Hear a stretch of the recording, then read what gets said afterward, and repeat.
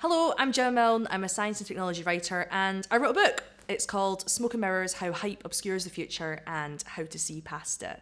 One of the examples of these hyped up narratives that I talk about in the book in the AI chapter is the headline you've probably heard: robots are going to steal our jobs. And it's interesting, this narrative, because there is an element of truth to it. Robots are replacing humans in certain tasks, particularly in factories, for instance.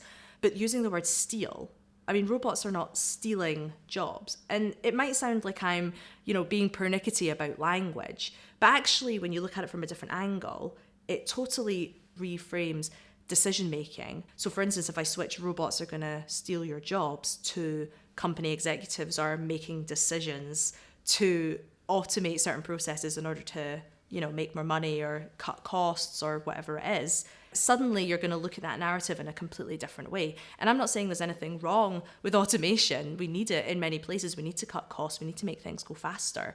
But when you only focus on one narrative, robots are going to steal our jobs, it takes responsibility away from those that are actually the ones building that world. It's not robots stealing jobs. It's people making decisions to employ technology in particular ways. Sometimes that's the right thing to do. Sometimes that's the wrong thing to do. But if we don't use narratives that feel far more true to the reality of the situation, we get caught up in talking about things that frankly just aren't relevant.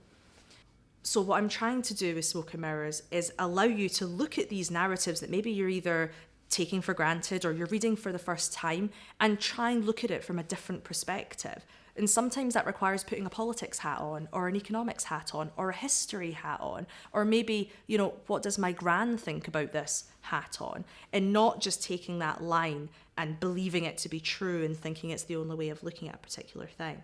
If you only focus on robots are going to steal your jobs, we're going to end up having conversations about Terminator, which is not what we need if we actually want to talk about the realities of automation and culture. For the last couple of years, I've been trying to work out how you see past the hype and work out what's really going on. So I decided to write a book about just that.